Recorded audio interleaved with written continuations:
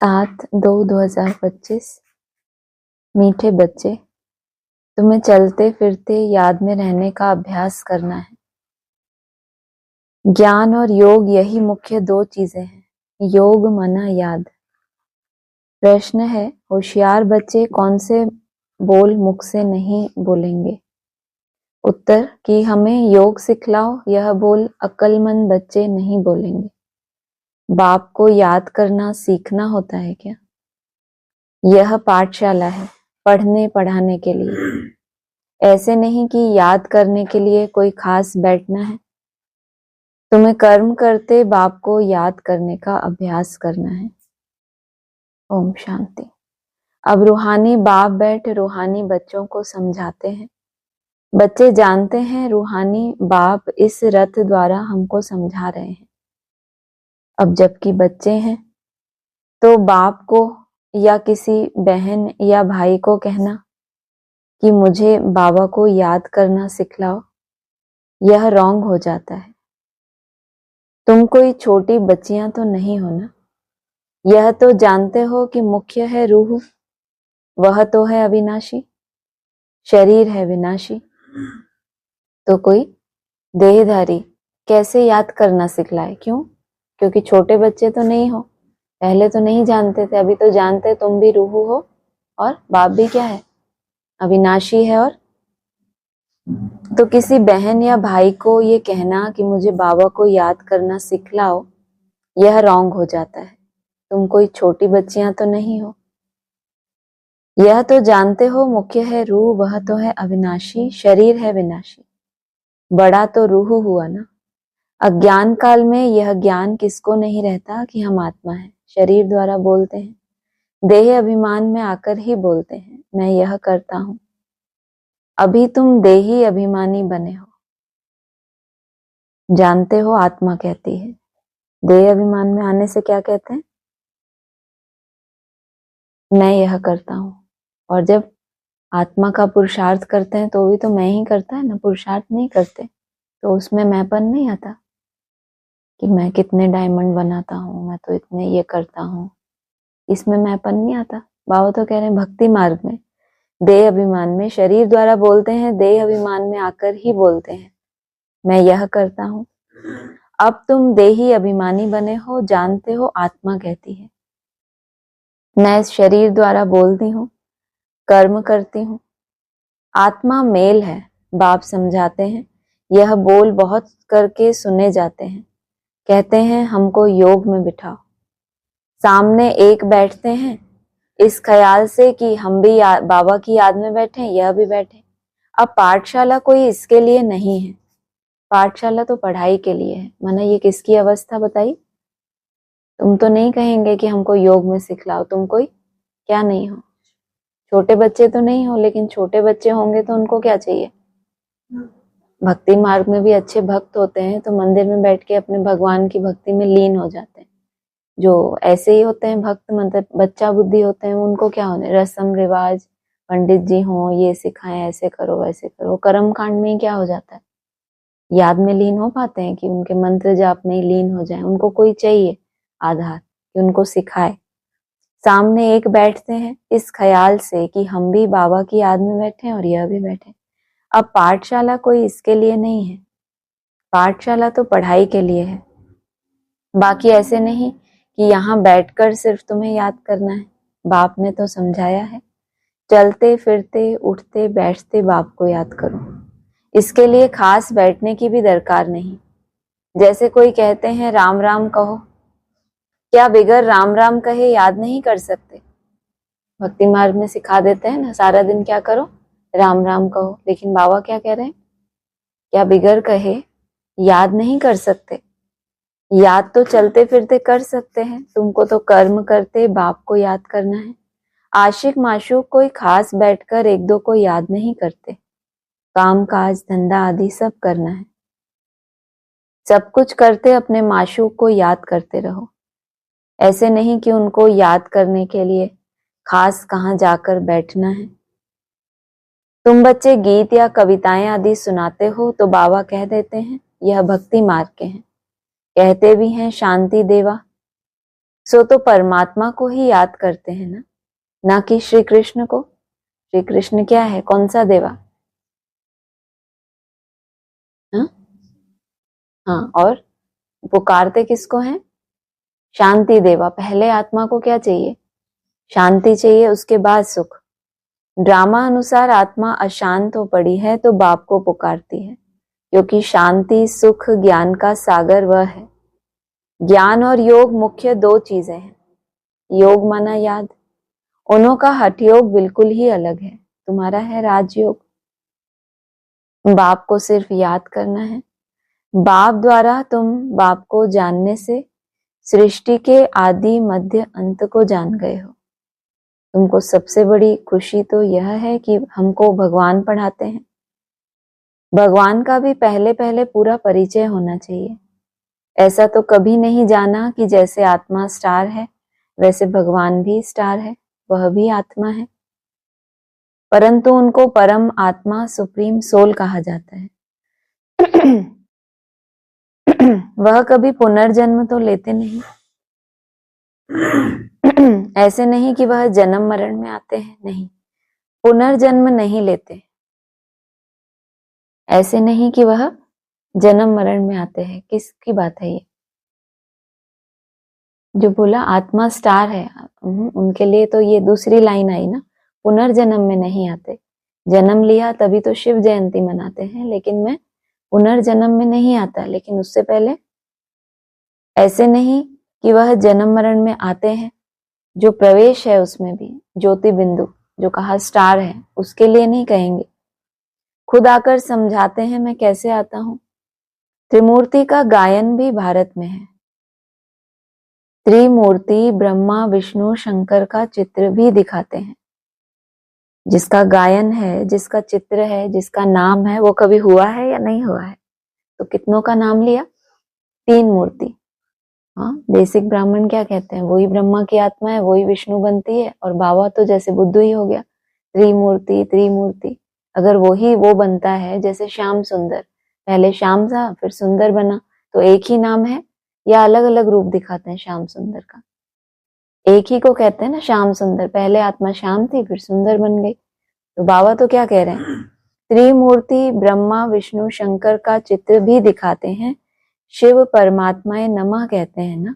उस ऊंचते ऊंच बाप को भूल गए हैं, सिर्फ त्रिमूर्ति का चित्र दे दिया है। ऊपर में शिव तो जरूर होना चाहिए, जिससे यह समझें कि इनका रचयिता शिव है। रचना से कभी वर्षा नहीं मिल सकता। तुम जानते हो, ब्रह्मा से कुछ भी वर्षा नहीं मिलता। विष्णु को तो हीरे जवाहरों का ताज है ना। शिव बाबा द्वारा फिर पैनी से पाउंड बने हैं। शिव का चित्र ना होने से सारा खंडन हो जाता है। ऊंचते ऊंच है परमपिता परमात्मा, उनकी यह रचना है। अभी तुम बच्चों को बाप से स्वर्ग का वर्षा मिलता है 21 जन्मों के लिए। भले वहां फिर भी समझते हैं लौकिक बाप से वर्षा मिला है, वहां यह पता नहीं कि यह बेहद के बाप से पाई हुई प्रारब्ध है। यह तुमको अभी पता है। अभी की कमाई वहां 21 जन्म चलती है। वहां यह मालूम नहीं रहता, इस ज्ञान का बिल्कुल पता नहीं रहता। यह ज्ञान न देवताओं में है न शूद्रों में रहता है। यह ज्ञान है ही तुम ब्राह्मणों में। यह है रूहानी ज्ञान। स्पिरिचुअल का अर्थ भी नहीं जानते। डॉक्टर ऑफ फिलॉसफी कहते हैं। डॉक्टर ऑफ स्पिरिचुअल नॉलेज एक ही बाप है। बाप को सर्जन भी कहा जाता है ना। साधु सन्यासी आदि कोई सर्जन थोड़ी है। वेद शास्त्र आदि पढ़ने वालों को डॉक्टर थोड़े ही कहेंगे, भल टाइटल भी दे देते हैं, परंतु वास्तव में रूहानी सर्जन है एक बाप, जो रूह को इंजेक्शन लगाते हैं। वह है भक्ति। उनको कहना चाहिए डॉक्टर ऑफ भक्ति अथवा शास्त्रों का ज्ञान देते हैं। कैसे टाइटल ले देते हैं? दुनिया में तो छोड़ो, ब्राह्मणों में भी टाइटल ले लेते हैं। कौन से? डॉक्टर का टाइटल नहीं ले लेते, ब्राह्मणों की बात है। तो कितना खुश होते हैं, इतनी बड़ी यूनिवर्सिटी से उनको ये टाइटल मिला। बाप क्या कह रहे हैं, क्या टाइटल होना चाहिए? डॉक्टर ऑफ भक्ति। क्यों? क्योंकि जो रूहानी सर्जन है वो इंजेक्शन किसको लगाते हैं? हाँ, रूह को इंजेक्शन लगाते हैं, इसलिए बोला रूहानी सर्जन। तो इनको क्या कहना चाहिए? डॉक्टर ऑफ भक्ति। माना जिस्मानी पोजीशन के आधार से मान मर्तबा देना, उनकी सेवा करना, उनसे प्राप्ति की इच्छा होना, इसको क्या कहेंगे? भक्ति कहेंगे ना। उनसे फायदा कुछ भी नहीं होता, नीचे गिरते ही जाते हैं, तो उनको डॉक्टर कैसे कहेंगे? डॉक्टर तो फायदा पहुंचाते हैं ना। यह बाप तो है अविनाशी ज्ञान सर्जन, योग बल से तुम एवर हेल्दी बनते हो। यह तो तुम बच्चे ही जानते हो, बाहर वाले क्या जाने। उनको अविनाशी सर्जन कहा जाता है। आत्माओं में जो विकारों की खाद पड़ी है उसे निकालना, पतित को पावन बनाकर सदगति देना। पावन बनाकर फिर उसके बाद क्या नूंद है? सदगति देना। पहले पतित को पावन बनाना, फिर आत्मा की क्या हो? सदगति होना। यह बाप में शक्ति है। ऑल माइटी पतित पावन एक फादर है। ऑल माइटी कोई मनुष्य को नहीं कह सकते। तो बाप कौन सी शक्ति दिखाते हैं? सर्व को अपनी शक्ति से सदगति दे देते हैं। उनको कहेंगे doctor of spiritual knowledge. Doctor of philosophy, यह तो ढेर के ढेर मनुष्य हैं। स्पिरिचुअल डॉक्टर एक है। तो अब बाप कहते हैं अपने को आत्मा समझ, मुझ बाप को याद करो और पवित्र बनो। मैं आया ही हूं पवित्र दुनिया स्थापन करने। फिर तुम पतित क्यों बनते हो? पावन बनो, पतित मत बनो। सभी आत्माओं को बाप का डायरेक्शन है। गृहस्थ व्यवहार में रहते कमल फूल समान पवित्र रहो। बाल ब्रह्मचारी बनो, तो फिर पवित्र दुनिया के मालिक बन जाएंगे। इतने जन्म जो पाप किए हैं, अब मुझे याद करने से पाप भस्म हो जाएंगे। मूल वतन में पवित्र आत्माएं ही रहती हैं, पतित कोई जा नहीं सकते। बुद्धि में यह तो याद रखना ही है कि मूल वतन में कौन रहता है? हा? पवित्र आत्माएं ही रहती हैं, पतित तो वहां जा भी नहीं सकते। तो पहले कौन सी स्टेज आती है? बीच बीच में 1 सेकंड में जब चाहे परम धाम की स्थिति में स्थित हो गए, मतलब आत्मा में कुछ प्योरिटी आई तो वो कहाँ जाने लगी, और उसके बाद फिर पावन बनेगी तो क्या होगा? वहां रह सकेगी। माना वो गैप जो है, जितना समय चाहे, पहले तो है जब चाहे, जिस सेकंड चाहे, और फिर अगला प्योरिटी का लेवल जितना समय चाहे उस स्टेज में रह सके। लेकिन पतित आत्मा वहां रह नहीं सकती, जा ही नहीं सकती, और पवित्र बन जाती है तो फिर वहां रह सकती है। बुद्धि में यह तो याद रखना ही है कि बाबा हमको पढ़ाते हैं। स्टूडेंट ऐसे कहेंगे क्या कि हमको टीचर की याद सिखलाओ? याद सिखलाने की क्या दरकार है? यहाँ संदली पर कोई ना बैठे तो भी कोई हर्जा नहीं, अपने बाप को याद करना है। तुम सारा दिन धंधे धोरी आदि में रहते हो तो भूल जाते हो, इसलिए यहाँ बिठाया जाता है कि यह 10-15 मिनट भी याद करें। तुम बच्चों को तो कामकाज करते याद में रहने की आदत डालनी है। आधा कल्प बाद माशूक मिलता है। अब कहते हैं मुझे याद करो, तो तुम्हारी आत्मा से खाद निकल जाएगी और तुम विश्व के मालिक बन जाएंगे। तो क्यों नहीं याद करना चाहिए? स्त्री का जब हथियाला बांधते हैं तो उनको कहते हैं पति तुम्हारा गुरु ईश्वर सब कुछ है, परंतु वह तो फिर भी मित्र संबंधी गुरु आदि बहुतों को याद करती है। वह तो देहधारी की याद हो गई। यह तो पतियों का पति है, उनको याद करना है। कोई कहते हैं हमको निष्ठा में बिठाओ, परंतु इससे क्या होगा? 10 मिनट यहाँ बैठते हैं तो भी ऐसे मत समझो कि कोई एक रस हो बैठते हैं। इसको कहेंगे लेंथ। कितनी भी देर बैठे रहें, लेकिन अगर बाबा ने कहा 10 मिनट के लिए भी अलर्ट करें कि 10 मिनट एकदम बाप की याद में, तो उसमें भी क्या होगा? कोई कहाँ चला जाएगा। भक्ति मार्ग में किसकी पूजा करने बैठते हैं तो बुद्धि बहुत भटकती रहती है। नौदा भक्ति करने वालों को यही तात लगी रहती है कि हमको साक्षात्कार हो। वह आश लगाकर बैठे रहते हैं। एक की लगन में लवलीन हो जाते हैं, तब साक्षात्कार होता है भक्ति मार्ग का। बाबा कहते हैं कोई वैल्यू नहीं, लेकिन वो भक्ति मार्ग का साक्षात्कार भी कब होता है? जब एक की याद में खो जाते हैं, लवलीन हो जाते हैं, तो कुछ ना कुछ देह की स्मृति से वो हट जाते हैं। उनको कहा जाता है नौदा भक्त। वह भक्ति ऐसी है जैसे आशिक माशूक, खाते पीते बुद्धि में याद रहती है, उनमें विकार की बात नहीं होती। शरीर पर प्यार हो जाता है तो भी क्या हो जाते हैं, जैसे कि लीन हो जाते हैं, मगन हो जाते हैं। एक दो को देखने बगैर रह नहीं सकते। अब तुम बच्चों को बाप ने समझाया है, मुझे याद करने से तुम्हारे विकर्म विनाश होंगे। कैसे तुमने 84 जन्म लिए हैं, बीज को याद करने से सारा झाड़ याद आ जाता है। यह वैरायटी धर्मों का झाड़ है ना। यह सिर्फ तुम्हारी बुद्धि में ही है कि भारत गोल्डन एज में था, अब आयरन एज में है। यह अंग्रेजी अक्षर अच्छे हैं, इनका अर्थ अच्छा निकलता है। आत्मा सच्चा सोना होती है, फिर उनमें खाद पड़ती है, अभी बिल्कुल झूठी हो गई है। इनको कहा जाता है आयरन एज्ड। आत्माएं आयरन एज्ड होने से जेवर भी ऐसा हो गया है। अभी बाप कहते हैं मैं पतित पावन हूं, मामे कम याद करो। तुम मुझे बुलाते हो, हे पतित पावन आओ।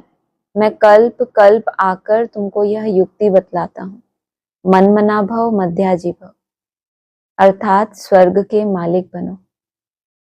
कोई कहते हैं हमको योग में बहुत मजा आता है, ज्ञान में इतना मजा नहीं, बस योग करके यह भागेंगे, योग ही अच्छा लगता है। कहते हैं हमको तो शांति चाहिए। अच्छा, बाप को तो कहाँ भी बैठ याद करो, याद करते करते तुम शांति धाम में चले जाएंगे। इसमें योग सिखलाने की बात ही नहीं, बाप को याद करना है। ऐसे बहुत हैं जो सेंटर्स पर जाकर आधा पौना घंटा बैठते हैं, कहते हैं हमको निष्ठा कराओ, या तो कहेंगे बाबा ने प्रोग्राम दिया है निष्ठा का। यहाँ बाबा कहते हैं चलते फिरते याद में रहो। ना से तो बैठना भी अच्छा है, बाबा मना नहीं करते, भल सारी रात बैठो, परंतु ऐसी आदत थोड़ी ही डालनी है कि बस रात को ही याद करना है। आदत यह डालनी है कि कामकाज करते याद करना है। इसमें बड़ी मेहनत है।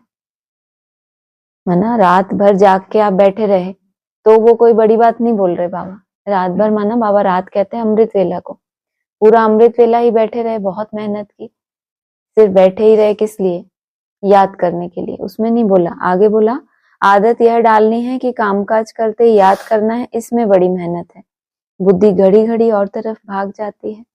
भक्ति मार्ग में भी बुद्धि भाग जाती है, फिर अपने को चुटकी काटते हैं। सच्चे भक्त जो होते हैं उनकी बात करते हैं, तो यहाँ भी अपने साथ ऐसी ऐसी बातें करनी चाहिए। बाबा को क्यों नहीं याद किया? याद नहीं करेंगे तो विश्व के मालिक कैसे बनेंगे? आशिक माशूक तो नाम रूप में फंसे रहते हैं। यहाँ तो तुम अपने को आत्मा समझ बाप को याद करते हो। हम आत्मा इस शरीर से अलग हैं। शरीर में आने से कर्म करना होता है। बहुत ऐसे भी हैं जो कहते हैं हम दीदार करें।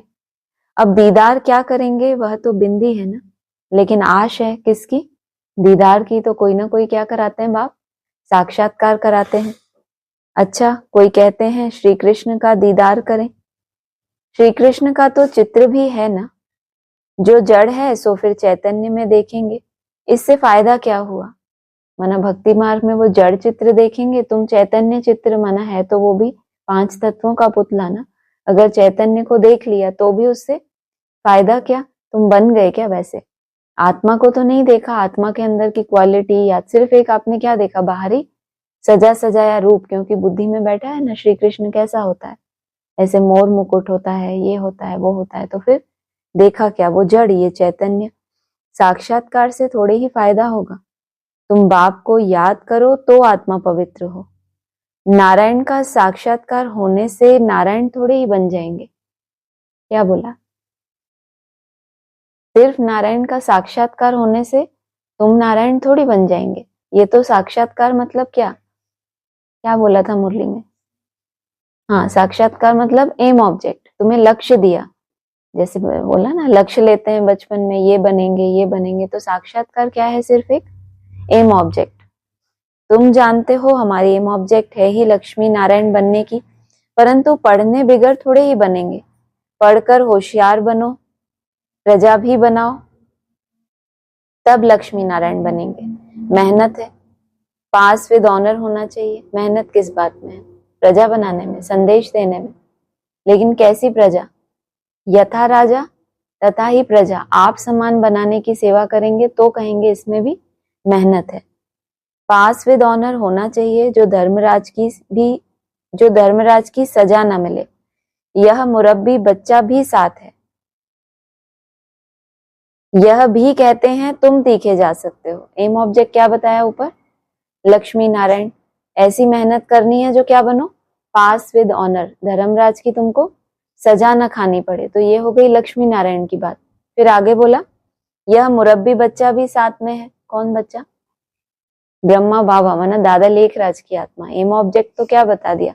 लक्ष्मी नारायण। और यह बच्चा भी साथ में है। जैसे उस दिन कहा था ना, यह भी बच्चों की पालना करते हैं तो ये भी क्या बन जाएंगे? नारायण बन जाएंगे ना। यह भी कहते हैं तुम तीखे जा सकते हो। बाबा के ऊपर तो कितना बोझा है, सारा दिन कितने ख्यालात करने पड़ते हैं। हम इतना याद नहीं कर सकते। भोजन पर थोड़ी याद रहती है, फिर भूल जाते हैं। समझता हूँ बाबा और हम दोनों सैर करते हैं, सैर करते करते बाबा को भूल जाता हूँ। तो इसीलिए बाबा क्या कहते हैं, तुम बच्चे तीखे जा सकते हो। खिसकनी वस्तु है ना, घड़ी घड़ी याद खिसक जाती है। इसमें बहुत मेहनत है। याद से ही आत्मा पवित्र होनी है। बहुतों को पढ़ाएंगे तो ऊंच पद पाएंगे। जो अच्छा समझते हैं वह अच्छा पद पाएंगे। प्रदर्शनी में कितनी प्रजा बंदी है। तुम एक एक लाखों की सेवा करेंगे और फिर अपनी भी अवस्था ऐसी चाहिए। ऊंचा पद कब पाएंगे? जब भले तुमने लाखों को समझाया, फिर तुम्हारी अपनी अवस्था भी ऐसी होनी चाहिए जो तुम दूसरों को समझा रहे हो। नहीं तो फिर पंडित ही कहलाए ना। पंडित क्या करते हैं? सिखा देते हैं, यजमान ऐसे करो वैसे करो, उनका पुण्य बन जाता है। पंडित का पुण्य बनता है कुछ? अगर वो खुद कोई धारणा ना करे तो सिर्फ सिखाता ही रहे। इसलिए बाबा ने कहा एक एक लाखों की सेवा करेंगे और फिर अपनी भी अवस्था ऐसी चाहिए। कर्मातीत अवस्था हो जाएगी, फिर शरीर नहीं रहेगा। आगे चलकर तुम समझेंगे अब लड़ाई जोर हो जाएगी जब तुम्हारा शरीर ही नहीं रहेगा। मतलब शरीर को कुछ चाहिए ही नहीं अपने लिए। सारी प्रकृति के तत्वों से क्या हो गया? वो बाहरी चीजों से क्या हो गया? मुक्त हो गया। अभी तो कितना डिपेंडेंट है? कौन? शरीर ना। आत्मा भी तो, आत्मा शरीर के ऊपर निर्भर है और शरीर बाहरी पदार्थों के ऊपर कितना निर्भर करता है, कितना कुछ उसको चाहिए। फिर कर्मातीत अवस्था होगी तो शरीर रहेगा ही नहीं, तो फिर उसको जैसे कि है ना है एक बराबर। आगे चलकर तुम समझेंगे अब लड़ाई जोर हो जाएगी जब तुम देखेंगे अब मेरा शरीर है ही नहीं, मैं तो प्रकाश बन गया। फिर ढेर तुम्हारे पास आते रहेंगे। अब शरीर ही नहीं है, अब ढेर तुम्हारे पास आते रहेंगे। महिमा बढ़ती जाएगी। जब खलास हो गए तो क्या हो गया? ऐसे दुनिया में भी होता है ना। दादा लेखराज जब प्रैक्टिकल में थे तो कोई महिमा हुई, फिर शरीर ही नहीं रहा, स्थूल शरीर छूट गया, तो फिर क्या हुआ बाद में? अभी तक भी महिमा होती रहती है, विदेशों तक भी। ऐसे ही तुम्हारा जब बेहद में शरीर छूटेगा फिर क्या होगा? अंत में सन्यासी भी आएंगे, बाप को याद करने लग पड़ेंगे। उनका पार्ट ही मुक्ति धाम में जाने का है। नॉलेज तो लेंगे नहीं, इसलिए कब आएंगे? सिर्फ उनको याद करना। एक है पढ़ाई के आधार से याद करना, पढ़ाई भी हो और याद भी हो, तो ये देवता बनने की निशानी है। और सिर्फ याद करना है, मुक्ति धाम में जाना है, तो ये कौन हुए? सन्यासी। इनको राजाई की ट्रेनिंग थोड़ी चाहिए। तुम्हारा मैसेज, नॉलेज तो लेंगे नहीं, तुम्हारा मैसेज सभी आत्माओं तक पहुंचना है। अखबारों द्वारा बहुत सुनेंगे, कितने गांव हैं, सबको पैगाम देना है। मैसेंजर पैगंबर तुम ही हो। पतित से पावन बनाने वाला और कोई है नहीं सिवाय बाप के। ऐसे नहीं कि धर्म स्थापक किसी को पावन बनाते हैं, उनका धर्म तो वृद्धि को पाना है। सोचो आप, धारणा उनकी धारणा क्या है कि बस क्या हो जाए हमारी? ब्राह्मणों की दुनिया में मेजॉरिटी आत्माओं की धारणा क्या है? चाहे बेसिक ब्राह्मण हो, चाहे प्रजापिता ब्रह्मा कुमार कुमारी। अभी कौन सी सेवा शुरू हो गई? वहां भी पब्लिक सेवा शुरू हो गई ना, यहाँ जाना मना। अब क्या हो गया? धर्म की धारणा कैसी हो गई? संख्या वृद्धि को पा जाए, क्वालिटी की बात नहीं है। उनका धर्म तो वृद्धि को पाना है, वह वापस जाने का रास्ता कैसे बताएंगे? सोचो आप, जो धर्म पिताएं आते हैं वो ऊपर से नीचे आते हैं और लक्ष्य क्या बताया उनका, धारणाएं क्या है, वृद्धि हो जाए हमारी। और देवता धर्म पहले पहले वापस जाता है, तो उनकी धारणा क्या है, जिनकी धारणा होगी घर वापस जाना है, अब घर जाना है, तो कैसे होंगे, वैराग्य होगा ना बुद्धि में, विस्तार तो नहीं होगा। वायुमंडल चाहिए तो उसके लिए कैसी आत्माएं चाहिए, बहुत क्वालिटी वाली आत्माएं चाहिए ना। तो उनकी बुद्धि में ये कभी भी नहीं होगा कि धर्म कैसे स्थापन होगा, वृद्धि को पाएंगे तब धारणा करना। थोड़ी सी आत्माएं हो लेकिन कैसी आत्माएं हो, धारणावान, तब कहेंगे कि अब ये वापस जाने का रास्ता बताते हैं। अगर वृद्धि का संकल्प है तो फिर वापस जाने का रास्ता बता ही नहीं सकते। सर्व का सद्गति दाता एक है। तुम बच्चों को अब पवित्र जरूर बनना है। बहुत हैं जो पवित्र नहीं रहते। काम महाशत्रु है ना, अच्छे अच्छे बच्चे गिर पड़ते हैं। कुदृष्टि भी काम का ही अंश है, यह बड़ा शैतान है। खराब दृष्टि जाना ये भी काम का ही अंश है। बाप कहते हैं इस पर जीत पहनो तो जगत जीत बन जाएंगे। अच्छा, मीठे मीठे सिक्की लदे बच्चों प्रति माता पिता बाप दादा का याद प्यार गुड मॉर्निंग। रूहानी बाप की रूहानी बच्चों को नमस्ते। रूहानी बच्चों की रूहानी बाप दादा को नमस्ते। धारणा के लिए सार है, काम काज करते याद में रहने की आदत डालनी है। बाप के साथ जाने या पावन नई दुनिया का मालिक बनने के लिए पवित्र जरूर बनना है। दूसरा है ऊंच पद पाने के लिए बहुतों की सेवा करनी है, बहुतों को पढ़ाना है। मैसेंजर बन यह मैसेज सभी तक पहुंचाना है। वरदान है, स्नेह की गोद में आंतरिक सुख व सर्व शक्तियों का अनुभव करने वाले यथार्थ पुरुषार्थी भव। जो यथार्थ पुरुषार्थी हैं वे कभी मेहनत व थकावट का अनुभव नहीं करते। क्यों ऐसा? अगर थक जाते हैं तो यथार्थ नहीं है, क्योंकि पुरुषार्थी है ना। यथार्थ पुरुषार्थी क्यों बोला? पुरुषार्थी माना आत्मा के अर्थ करने वाले, आत्मा के कल्याण के लिए, और आत्मा तो कभी थकती नहीं है। तो जो यथार्थ पुरुषार्थी हैं वो कभी मेहनत या थकावट का अनुभव नहीं करते, सदा मोहब्बत में मस्त रहते हैं। वे संकल्प से भी सरेंडर होने के कारण अनुभव करते हैं कि हमें बाप दादा चला रहे हैं। क्या हो गया? संकल्प से भी मैंने इतना किया, ऊपर बताया ना, मैंने इतने डायमंड बनाए, इतने सारे बनाए, ये वाला भान नहीं आता, कभी भी भान नहीं आता। किसी किसी को प्रत्यक्ष करने का कितना होड़ मची रहती है, हाँ, नहीं ऐसा होता कि हमने इतना जो मेहनत की है वो सबको कम से कम पता तो चले हम करते कितनी है। हम भले लिखते कम है लेकिन करते कितनी सारी मेहनत है। उनसे ना पूछो आप तो भी बताएंगे कि हम करते तो इतना है। तो कौन करता है? बाप दादा करा रहा है इनसे, इनको बाप दादा चला रहा है। इसको कहेंगे संकल्प से सरेंडर हो गए कि हमें तो बाबा चला रहा है। तो वो संकल्प से भी सरेंडर होने के कारण अनुभव करते हैं बाप दादा चला रहे हैं, मेहनत के पांव से नहीं लेकिन स्नेह की गोदी में चल रहे हैं।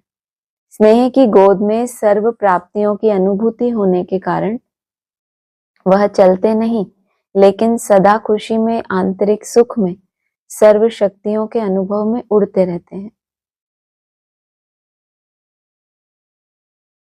क्या क्या बताया?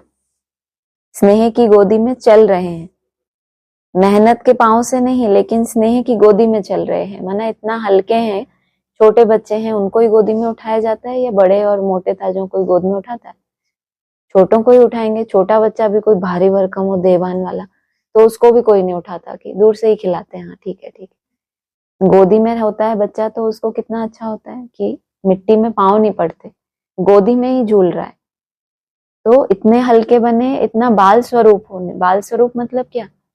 निरहंकारी, और इतने सूक्ष्म, इतने हल्के कि आपको क्या महसूस हो, जैसे चल नहीं रहे, उड़ रहे हैं। अगर अपने किए हुए पुरुषार्थ का, सेवा का, किसी भी तरह के त्याग का देह अभिमान है तो पाँव कहाँ है? अभी मिट्टी में ही है ना। दुनिया में भी ऐसे ही होता है। वो दान करते हैं, वहां पे ऐसे बोर्ड टंगवा देते हैं कि फलाने फलाने ने इतना इतना दान किया। भारत में क्या गायन है? गुप्त दान का कितना महत्व है। लेकिन यहाँ संस्कार है, बाबा ने बोला ना, दिखावे का संस्कार। कल मुरली चल रही थी ना, तो मुझे ये याद आया। तो दिखाना कि सबको पता चले कम से कम कि हम कितना कर रहे हैं। और जो उड़ रहे हैं वो किसको दिखाएं, वो अपने आनंद में ही इतने मस्त हैं, लेकिन कहीं ना कहीं जो हमारे अंदर आनंद नहीं है, तो वो हम आनंद कहाँ से ढूंढेंगे? बाहर से ढूंढेंगे। बाहर से आनंद कब होगा? जब कोई हमारी महिमा करेगा, कोई हमारे बारे में अच्छा सोचेगा। वो अंदर अंदर क्या कोई सोच रहा है वो भी पता नहीं, लेकिन वो भी उनको चाहिए सुख। किस बात का सुख? कि हमें महिमा मिले, क्योंकि अंदर से खोखलापन है। आपको बाहरी सुख कब तक चाहिए? अभी बोला ना, कर्मातीत अवस्था होगी तो शरीर रहेगा ही नहीं। शरीर है ही नहीं मतलब अब क्या, कुछ चाहिए ही नहीं, खत्म हो गए ना। लेकिन उसको अभी आंतरिक अतीन्द्रिय सुख नहीं है, तो वो क्या ढूंढता है? अपने पुरुषार्थ से संतुष्ट नहीं है। इसलिए बोला ना, अधजल गगरी और छलकत जाए। माना पूरी भरी नहीं है लेकिन छलक रही है, इसका मतलब उथली है ना, गहरी तो नहीं है। अगर गहराई आ जाए तो कितना भी सुंदर हो, लेकिन क्या होता जाएगा? समाता जाएगा। कभी बोल में ये आ सकता है कि इतना किया इतना किया, कभी ना कभी ऐसे कंट्रोल भी करके रखेंगे ना, उथलापन होगा। अगर जैसे ही मौका मिलेगा वो बाहर आएगा, हमने इतना त्याग किया, हमने ये इतना किया। जब देखेंगे बहुत हो गया, मैं तो कोई देखता ही नहीं, अति तो होगी ना। इसीलिए क्या है ये? उथलापन है। लाना क्या है हमें? ज्ञान सागर की याद से अपने अंदर गहराई, कि जो करें समाता जाए, जो किया वो। इसलिए कहते हैं, दुनिया में कहते हैं, नेकी करो और माना स्वयं को भी स्मृति ना रहे उसकी। अगर स्मृति रही आपको, तो फिर उसके लिए आपको क्या चाहिए? कुछ ना कुछ तो आपको उसके लिए क्या चाहिए? आपका कोई महिमा करे कि आप कितना अच्छा कर रहे हो, और जब उसके ऑपोजिट मिलेगा तो क्या होगा? रिएक्शन। कोई बोलेगा, अरे तुम्हारा क्या पुरुषार्थ, तुम्हारे अंदर तो सोल प्रवेश है, ये क्या, कुछ भी नहीं है तुम्हारा। तो ऐसे भड़क जाएंगे कि पूछो मत। हाँ ठीक है, अगर जिनके अंदर है ही नहीं मैंपन कुछ, तो यथार्थ नहीं है क्या है, उनको फर्क पड़ेगा इस बात से? कोई फर्क नहीं पड़ेगा। अहंकार के उससे नहीं कि ढीठ बन गए, हमें कोई फर्क नहीं पड़ रहा, उस हिसाब से नहीं। स्वीकार करने वाले, इसको कहेंगे निरहंकारी। अगर अपने किए हुए का ही भान है तो फिर उस बात को कभी भी स्वीकार नहीं करेंगे, इसका मैंपन है ना। तो कहा, स्नेह की गोद में सर्व प्राप्तियों की अनुभूति होने के कारण वह चलते नहीं, सदा खुशी में, आंतरिक सुख में। आंतरिक सुख है तब आपके बाहरी जो है, जो भी आपको आंखों का सुख चाहिए, इंद्रियों का जो भी सुख है, वो आपको फिर, क्योंकि अंदर से अगर आपको वो खुशबू आने लगी, वो टेस्ट आने लगा, किसका? साइलेंस का। सर्व शक्तियों के अनुभव में उड़ते रहते हैं। स्लोगन है, निश्चय रूपी फाउंडेशन पक्का है तो श्रेष्ठ जीवन का अनुभव स्वतः होता है। अव्यक्त इशारे हैं, अनेकता में एकता को, अनेकता में एकता तो प्रैक्टिकल में अनेक देश, अनेक भाषाएं, अनेक रूप रंग, लेकिन अनेकता में भी सबके दिल में एकता है ना, क्योंकि दिल में एक बाप है। एक श्रीमत पर चलने वाले हो, अनेक भाषाओं में होते हुए भी मन का गीत, मन की भाषा एक है। बाहरी हमारी धारणाएं कुछ ना कुछ भिन्नता हो सकती है, लेकिन जब मन की भाषा एक हो जाएगी तो क्या होगा? अनेकता में मन की भाषा कौन सी है? एक तो मौन की भाषा है, वो तो बहुत कठिन भाषा है ना। अच्छा अभी ऑन है ये, उसको कर दो स्पीकर। यहाँ में 5-6 मिनट है। कौन सी भाषा है मन की? संकल्पों की भाषा पहले पहले, तो फिर और बाद में फाइनल भाषा है मौन की भाषा। तो अनेक भाषाएं हैं अभी किसी के मुख से, कैसा बोल, किसी के अंदर कोई विकार बड़ा है, किसी के अंदर कोई, सबकी अलग अलग भाषाएं हैं। संकल्प भी अलग अलग तरह के हैं, स्वार्थ के हैं, परमार्थ के हैं, पुरुषार्थ के हैं, क्या क्या है, बहुत कुछ है। लेकिन जब मन की भाषा मौन में एक जैसी हो जाएगी तो सबकी धारणाएं कैसी हो जाएंगी? एक। तो कहेंगे एक धर्म स्थापन हो गया। नहीं तो अभी क्या कहते हैं? तुंडे तुंडे मते भिन्ना, सबके अलग अलग मन में संकल्प चलते हैं। ओम शांति।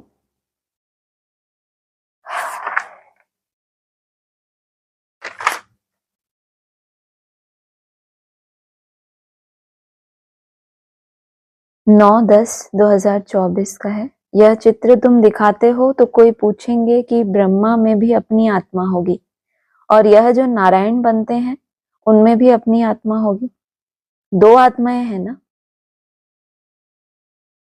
एक ब्रह्मा एक नारायण की। यहाँ क्या बता दिया?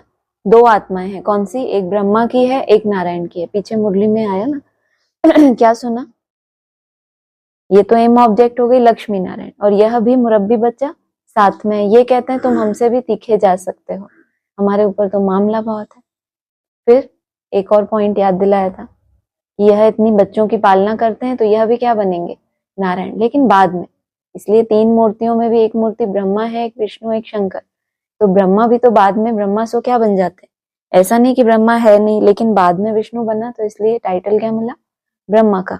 तो 2 आत्माएं हैं, एक ब्रह्मा की एक नारायण की, परंतु विचार करेंगे तो यह कोई 2 आत्माएं नहीं है। अभी अभी काट दिया अपनी ही बोली हुई बात को। आत्मा एक ही है, यह एक सैंपल दिखाया जाता है देवता का, जो सैंपल दिखाया गया वहां, जो प्रत्यक्ष में सैंपल था, अगर विचार किया जाए, क्योंकि 2 आत्माएं जो अलग अलग हैं, इसमें तो गुप्त है ना, एक वो सामने ही नहीं है। वो बोलते हैं वो ध्यान में जाते हैं सूक्ष्म वतन में, तुम जाओ उनके पास, मना वो यहाँ नहीं है, वो कहीं और है, मना गुप्त है ना, तुम जाना चाहो तो जाओ, मना एक्सेसिबल है, जाना चाहे तो कोई जा सकता है, लेकिन यहाँ नहीं है जो कहें कि सबके बीच में ये सैंपल है। जो गद्दी मिली वो किसको मिली, ब्रह्मा बाबा को मिली है ना, तो सैंपल किसको दिखाया, सैंपल सबके सामने वो एक आत्मा थी, ब्रह्मा की आत्मा। यह ब्रह्मा सो विष्णु अर्थात नारायण बनते हैं, इसको कहा जाता है गुह्य बातें। अब ये गुह्य बात हो गई कि ये ब्रह्मा बाबा हैं, ये अभी ब्रह्मा है, फिर विष्णु बनेंगे, यही आत्मा सतयुग में नारायण बनेंगे, ये बहुत गुह्य बात हो गई, है ना।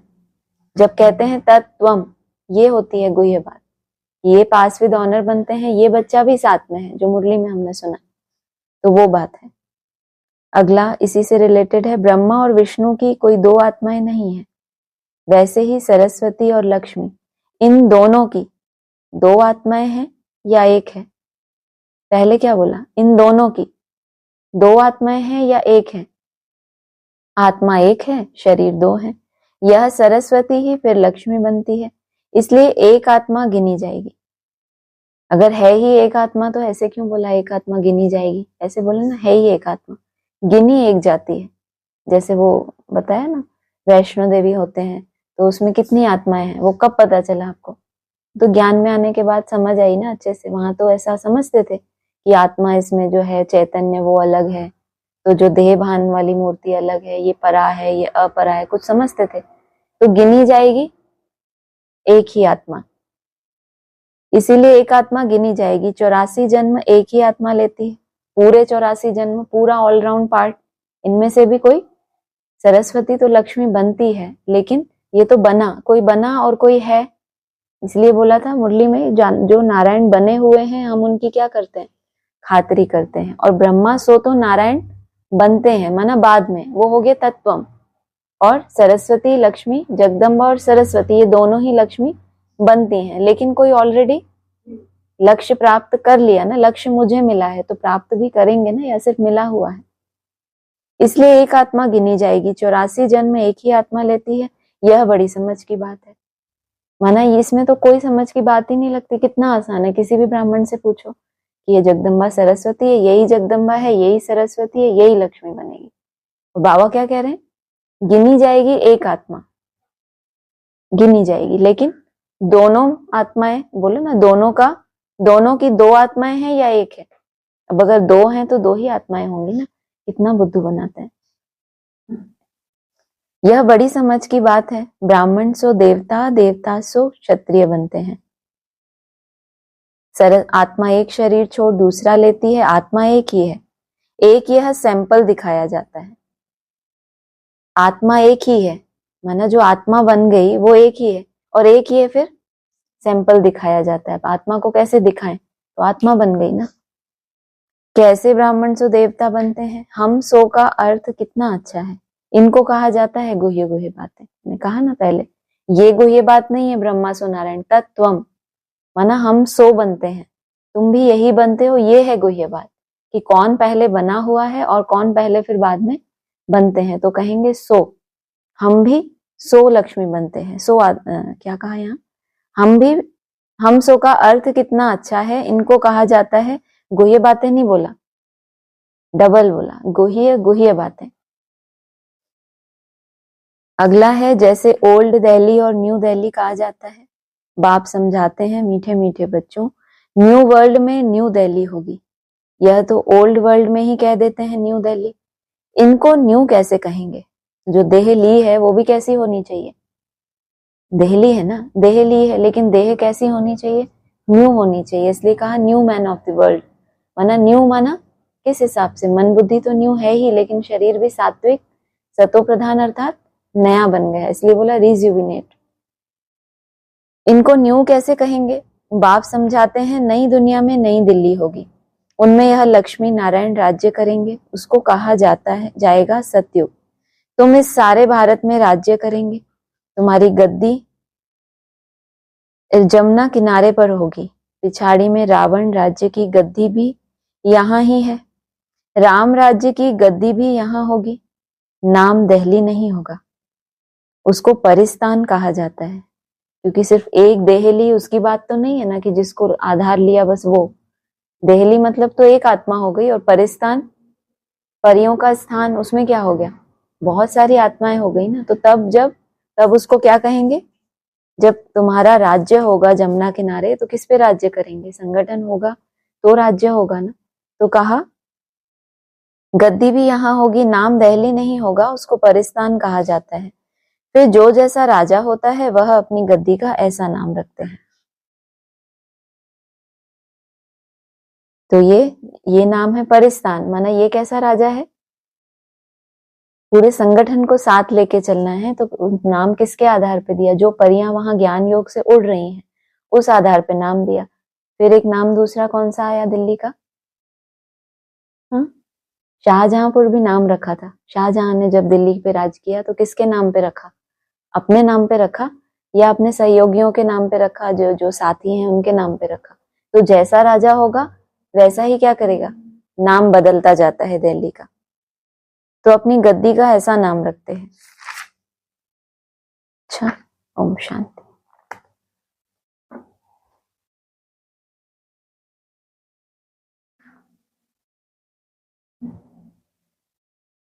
हाँ जी, बोलना है किसी को?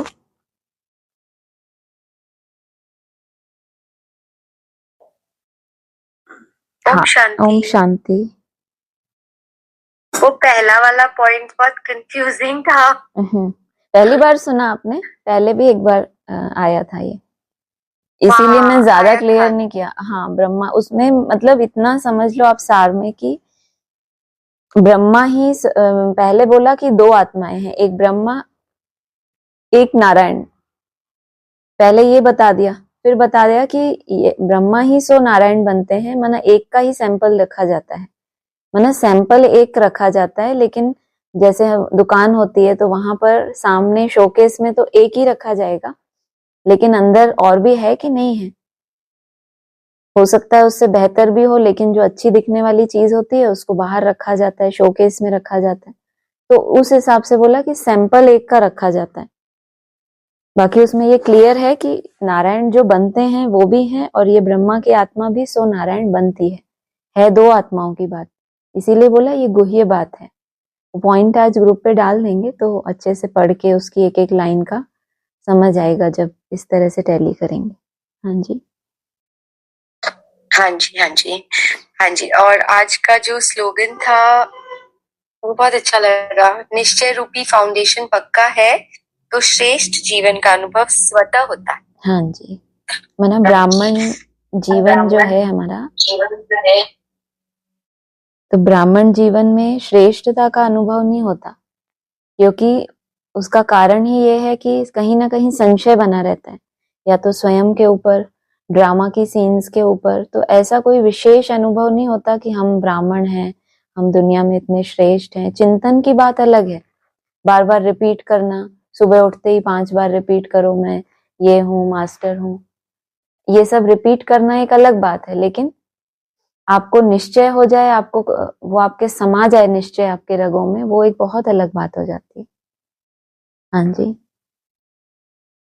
हाँ जी, हाँ। और एक जो एक्सप्लेनेशन था ना, मूल वतन में पवित्र आत्माएं ही रहती हैं, पतित कोई जान नहीं सकते हैं। हाँ जी। तो वो जो आपने एक्सप्लेनेशन किया ना, वो कितनी देर ही वो पवित्र आत्मा थी, वो बहुत बहुत अच्छा लगा। अब हम तो अपने ही काम की चीजें सोचेंगे ना। अब वो परम धाम में हद में जब जाएंगे तब जाएंगे, अभी बेहद में पहुंचे तो हद में भी तो जाना है ना। वो नहीं कि सिर्फ हम परमधामी संगठन में बैठ जाएंगे, वो नहीं। बाबा ने बोला है मूल वतन, सूक्ष्म वतन। अभी के लिए बाबा ने मना किया कि तुम उस टॉपिक पे अभी चिंतन मत करो, लेकिन सूक्ष्म वतन और मूल वतन ये भी रहस्य हैं, ये बहुत बड़े रहस्य हैं। और ऐसा नहीं है कि सिर्फ यहाँ की बात है, ये जो तीसरे आयाम के आगे की जो दुनिया है उनका शास्त्रों में भी वर्णन है। हाँ जी, हाँ जी, हाँ जी। एक क्वेश्चन है कि जैसे हमारी स्थिति आगे चल के, मतलब बाबा जो हमें लक्ष्य मिला है वो यही है कि थॉटलेस वाला स्टेज, है ना। अ, तो उसके लिए अभी से वो जो अभ्यास हम करते हैं बीच बीच में स्टॉप करना, लेकिन संकल्प तो चलेंगे, जब कुछ काम है कुछ है तो चलेंगे। मतलब बेसिकली हमको ध्यान ये रखना होता है व्यर्थ, जैसे बोला ना, व्यर्थ नहीं चलने चाहिए। बेसिकली उसमें ज्यादा एनर्जी हमारी वेस्ट होती है। इसलिए हमें मंत्र मिला मेरा बाबा मीठा बाबा वाला। लेकिन अगर कोई बहुत काम के संकल्प चल रहे हैं तो उसको उसमें भी एनर्जी बहुत लो होती है। अगर वो हमारी जरूरी संकल्प है, जो हमें ड्यूटीज प्ले करनी है, तो उसको तो करना ही पड़ेगा ना उसके लिए। लेकिन ये देखना है, कभी कभी हम प्लान भी बहुत अति का, मतलब अति में सोचते हैं। कोई चीज है, आपने उसके बारे में एक बार सोचा और वो हो ही जाना है, अगर इस तरह से इजीली वो हो जाता है। लेकिन कई बार हम बहुत पहले से बहुत लंबा लंबा करते हैं, तो हमें देखना है कि हम इसको कितना शॉर्ट कर सकते हैं। जो जरूरी संकल्प है उनको शॉर्ट करने की कोशिश करनी है, उनको हम छोड़ नहीं सकते। लेकिन कोशिश करें कि अभी वो समय नहीं आया इस ड्यूटी को प्ले करने का, तो मैं अभी से क्यों सोचूं उसके बारे में, तो उसको थोड़ा बाद में करेंगे, अभी थोड़ा ये करते हैं। लेकिन अगर ऐसा लगता है कि उसकी प्लानिंग में समय चाहिए या इतना इतना, तो वो अपने को ज्यादा पता रहता है कि कितना अर्जेंट वो काम है और कितना हम उसको छोड़ दें तो भी कोई बहुत नुकसान नहीं होने वाला। हाँ जी, हाँ जी, ठीक है ठीक है, ये क्लैरिटी चाहिए थी। हाँ थैंक जी, यू। ओके। थैंक यू बोला ही जाता है, सॉरी। ओम शांति। ओम शांति जी। किसी ने हाँ हाथ उठाया, जी। गलती से ही उठाया होगा लगता है। अच्छा ठीक।